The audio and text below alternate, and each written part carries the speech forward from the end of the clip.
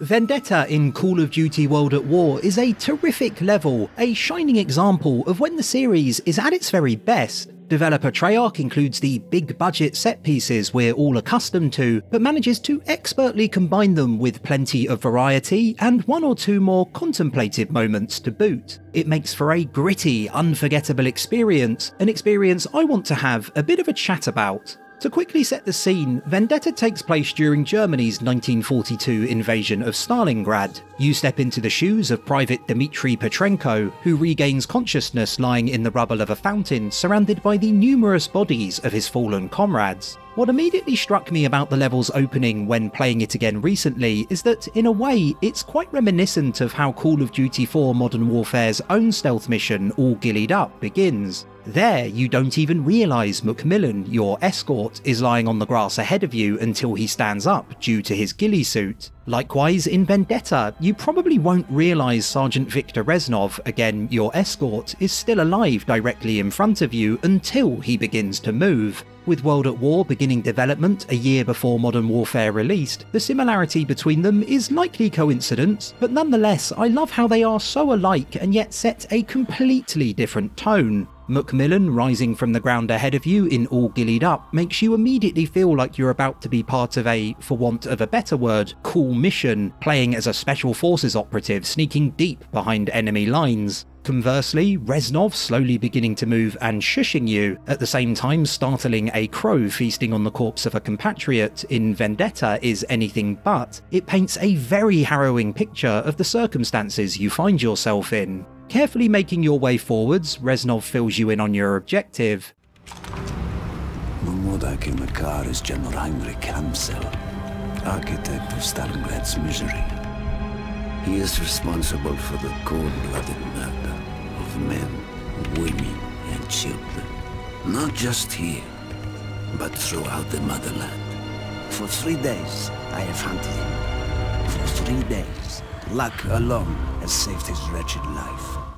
Then you're able to take advantage of several planes passing directly overhead, using the roar of their engines to mask the sounds of your shots. This is an early example of what sets Vendetta apart from a lot of other sniper missions in the Call of Duty series. Bar the odd, more traditional gunfight, everything you do is designed around the concept of you being a sniper, whether that's using sound to mask your shots, fighting one-on-one with an enemy sharpshooter while Reznov provides a distraction, specifically targeting the tanks on the backs of enemies equipped with flamethrowers, or assassinating General Amsel. Not to hark on too much about All Gillied Up, but I think you could be equipped with basically any silenced weapon and still get the job done. Take away the sniper rifle in Vendetta, and the whole thing falls apart. Entering a nearby pub, Reznov speaks of his want for vengeance, delivered brilliantly by Gary Oldman, who turns in a stellar performance throughout the whole campaign.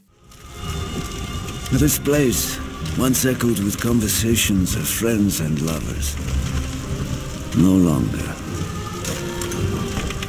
Mark my words, comrade. One day things will change. We will take the fight to their land, to their people, to their blood.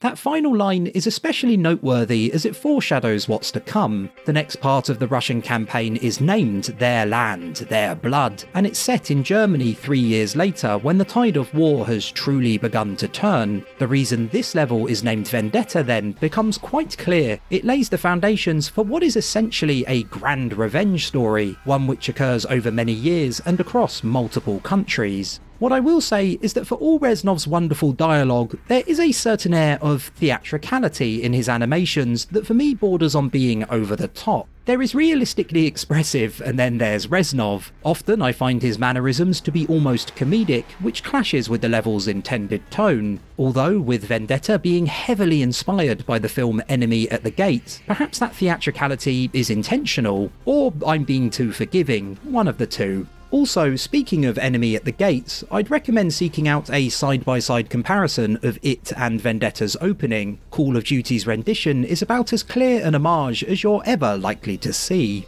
Although the area outside the pub seems to be relatively quiet, you've little time to relax as a sniper's bullet crashes into a shop sign hanging directly above you. The showdown with him which follows is a short but entertaining sequence too. Reznov provides distractions, giving you openings you can take advantage of to locate and dispatch your target, and while it may not be the most taxing from a gameplay perspective, it certainly makes you feel like a sniper in a war-torn city, which is very much Vendetta's raison d'etre. This encounter is also unbelievably hard on Veteran difficulty. I know that not because I played through it again on Veteran for this video, but because I still remember how long it took me to get through it when I did, nearly 16 years ago. Half the time, I can barely remember what I did yesterday, so the fact I can still recall that particularly torrid experience should tell you everything you need to know. Proceedings so far, other than maybe Reznov's very animated behaviour, have been fairly measured considering this is a Call of Duty title, but that doesn't remain the case for long as you're discovered and are forced to flee. As much as I believe Vendetta would have worked just as well without you having to run through a burning building while doing your best to avoid being burnt to a crisp by flamethrowers, it's nowhere close to being the most ridiculous thing I've seen from the series, and I did find it rather exhilarating. You'll have played through sequences like this one, where you mostly run forwards while things go bang around you in the franchise a million times before, but at this point the series had barely switched to yearly releases, and so it's not quite as contrived as later equivalents are. The action certainly goes from 0 to 60 extremely quickly too. Nearly 10 minutes in, there's only been 2 encounters prior, both quite reserved in comparison, but with the rest of Vendetta remaining action-packed from this point onwards, in terms of pacing it does work. Narrowly evading your pursuers, you're saved by and link up with another squad. Dimitri, we thought you were among the dead in the massacre at the square. He was. Among them, but not one of them. We're about to assault the communication post north of here. Good! Such a move will prevent the German command calling for help. Dimitri and I will provide cover from above. Before you take to the high ground to provide covering fire. Again, this encounter fits well within the context of the level. You are a sniper, and snipers do not rush to the front line, so sitting back and providing support makes perfect sense, even if usually during a Call of Duty title you'd be at ground level pushing forward with your allies. Timing your shots at the enemies carrying flamethrowers to maximise collateral damage is a great idea too. It's nice to get a little revenge having been left with no choice but to run from them earlier, although it feels a tad fleeting due to the action intensifying so quickly. I do think that starting the sequence from a further distance, giving you more time to take multiple shots before the firefight really kicks off, would have helped things feel more strategic. As it stands, you pick your first shot, everything goes bananas, and then it's less a case of timing and more about simply ensuring you shoot everything while not getting shot yourself. After you've taken down more German soldiers than you can shake a rather large stick at, you'll need to reposition in order to continue covering your allies. But before you can do so, you'll be stopped in your tracks by enemies and their pretty angry pooches converging on your position. What I like about this set of encounters, from taking the high ground all the way through to Vendetta's conclusion, is how fluidly they flow into one another and how dynamic it makes events feel. You begin by taking down enemies from relative safety before some emerge on a roof nearby to try and counter you. You then attempt to reposition but are pinned back by even more aggressors who have this time managed to reach your exact location. Once they've been dealt with, you fend off a pair of half-tracks as the Russians begin to make real headway before you again move to a new vantage point, your final destination in the hunt for General Amsel, using the progress your fellow soldiers have made as a distraction while you wait patiently for the perfect shot.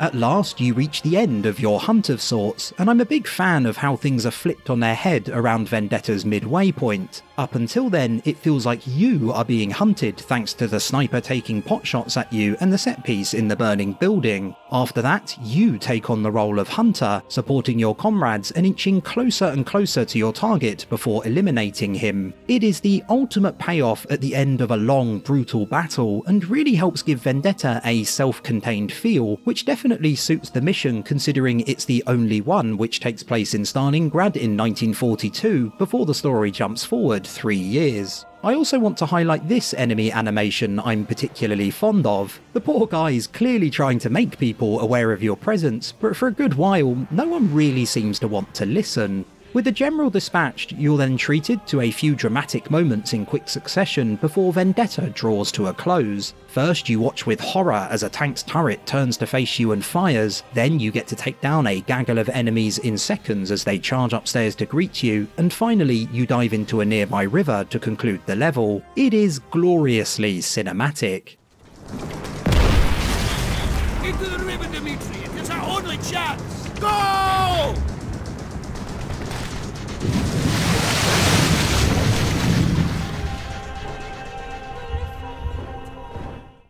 Vendetta is an excellent example of a Call of Duty level done right. Treyarch uses the series' trademark bombastic style more sparingly than is often common, and considering the more personal story of revenge they tried to weave in with the game's World War II action, that was absolutely the right decision. You also genuinely feel like a sniper doing mostly things that could only be done using a sniper rifle, which can't always be said for other missions in the franchise which have attempted to do similar either. It strikes a good balance between the somber and the spectacular, its encounters are varied, and its narrative is engaging. Vendetta is still unmistakably a Call of Duty mission, I think that's fair to say, but it's also undoubtedly a very good one too. Thanks for watching the video, boys, girls and snipers. If you had a sneakily good time, do consider liking, subscribing and letting me know your thoughts, and fingers crossed we'll meet again soon.